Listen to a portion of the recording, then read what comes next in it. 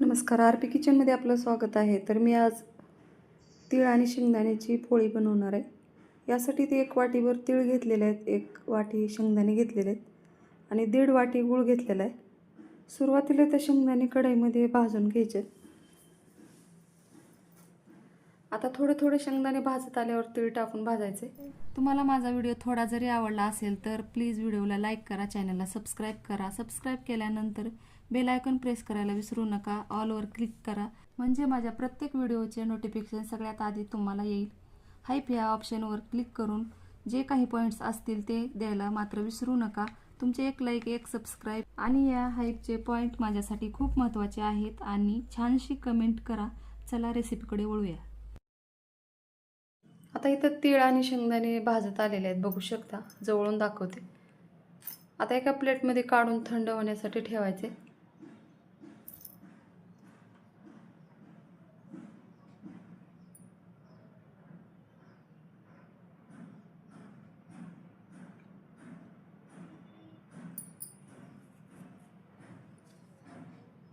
आता अशा पद्धतीने एका प्लेटमध्ये काढून पांगवून ठेवायचे. आता मी इथं तेल आणि मीठ टाकून पीठ मळून घेतलेलं आहे गव्हाचं. आता एकदम छान असं पीठ मळून घेतलेलं आहे. आता थोडंसं तेल टाकून ह्याला एकजीव करून घ्यायचे.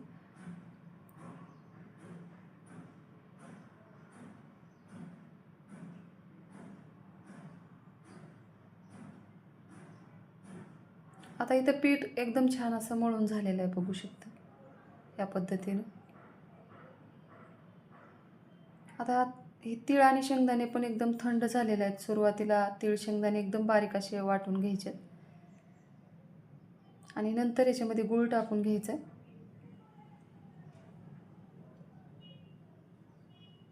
आता एकदम बारीक असं हे वाटून घ्यायचं. आता इथं शेंगदाणे, गूळ आणि तीळ वाटून झालेले आहेत. एका मोठ्या भांड्यामध्ये काढून घ्यायचे आणि ह्याला थोडंसं पाणी लावून थोडा वलवून घ्यायचं ह्याला. त्यामुळं पोळीमध्ये सारण कढीपर्यंत जातं आणि तिळाची पोळी अजिबात फुटत नाही. यासाठी थोडंसं पाणी लावून घ्यायचं.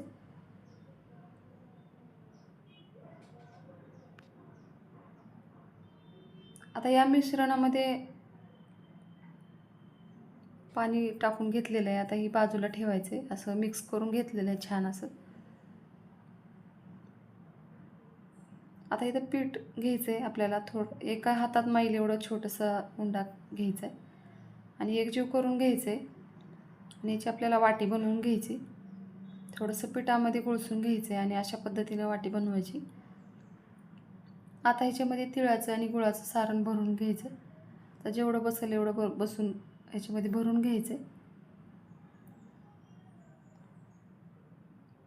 तुम्हाला जास्त गोड आवडत असेल तर जास्त भरून घ्यायचं आहे. कमी आवडत असेल तर थोडंसं कमी भरलं तरी चालतंय. आता या पद्धतीने मोदकाच्या आकाराचं बनवून ह्याला बंद करून घ्यायचं आहे आणि ह्याला डबल पिठामध्ये दोन्ही बाजूनी बुडवून घ्यायचे, कोरड्या पिठात. आणि चपाती एकदम छान दोन्ही बाजूनी लाटून घ्यायची पातळ अशी.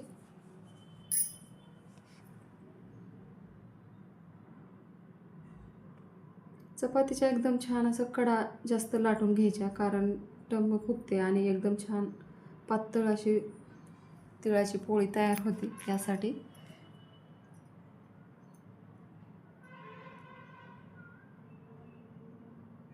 आता इथं दोन्ही बाजूनी चपाती किंवा तिळाची पोळी लाटून झालेली आहे. आता मी गॅसवर तवा ठेवलेला आहे गरम होण्यासाठी. आता तव्यावर थोडंसं तेल लावून घ्यायचं आहे.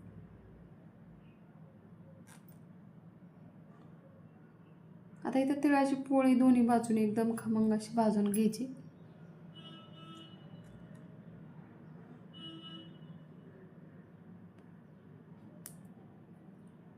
आता याला पलटून घ्यायचं.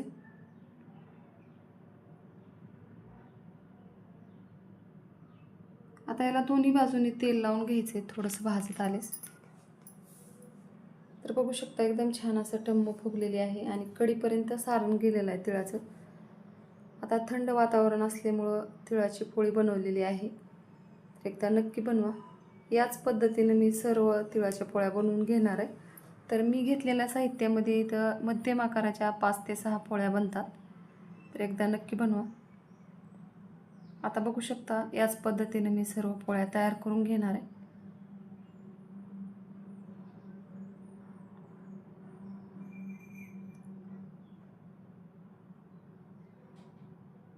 आता सर्व पोळ्या तयार झालेल्या आहेत. तर बघू शकता तूप आणि दुधासोबत खायला तर एकदम छान लागतात. एकदा नक्की बनवा.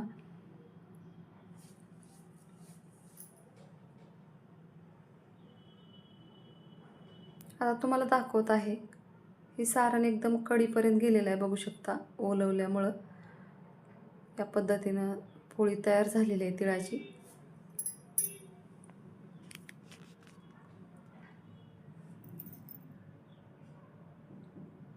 माझ्या चॅनलला सबस्क्राईब करा, लाईक करा, शेअर करा. व्हिडिओ बघितल्याबद्दल धन्यवाद.